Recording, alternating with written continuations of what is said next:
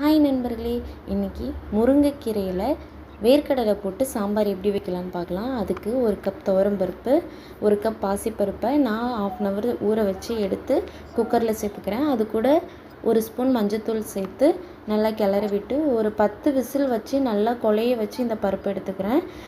இதுக்கப்புறம் அடுப்பில் சட்டி வச்சு 3 ஸ்பூன் எண்ணெய், கடுகு,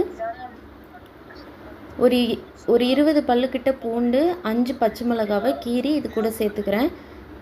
சேர்த்து இதை நல்லா வதக்கி விட்டுருங்க.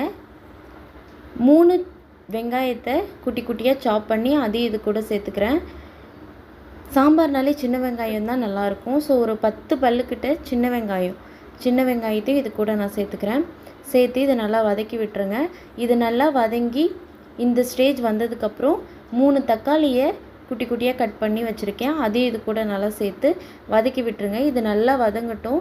இது நல்லா வதங்கினதுக்கப்புறம் 1 ஸ்பூன் மஞ்சத்தூள், குழம்பு மிளகாய்த்தூள் 3 ஸ்பூன் சேர்த்து நல்லா வதக்கி விட்டுருங்க. இது நல்லா வதங்கி வந்ததுக்கப்புறம் உங்களுக்கு எவ்வளோ தேவையோ அவ்வளோ தேவையான அளவு தண்ணி ஊற்றிக்கோங்க. நான் இப்போ இதில் வந்துட்டு 1.5 செம்பு தண்ணி ஊற்றிக்கிறேன். இது நல்லா கொதித்து வரட்டும். மூடி போட்டு நல்லா கொதித்து ஒரு 10 நிமிஷத்துக்கிட்ட கொதிக்க விடுங்க.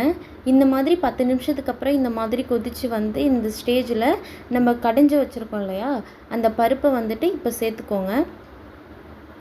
நல்லா குழைய வச்சு சேர்த்துக்கோங்க. சேர்த்து நல்லா கிளறி விட்டுருங்க. இது ஒரு 5 நிமிஷத்துக்கிட்ட கொதிக்கட்டும்.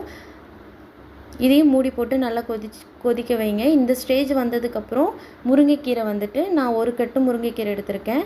நல்லா வாஷ் பண்ணி எடுத்திருக்கேன். இதையும் நல்லா சேர்த்துக்கோங்க.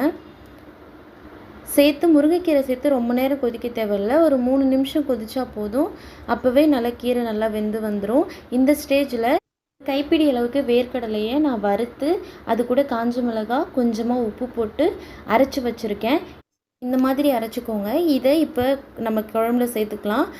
சேர்த்து மூடி வச்சுருங்க. மூடி ஒரு 1 நிமிஷம் கழிச்சு சர்வ் பண்ணுங்கள். ரொம்ப நல்லாயிருக்கும்.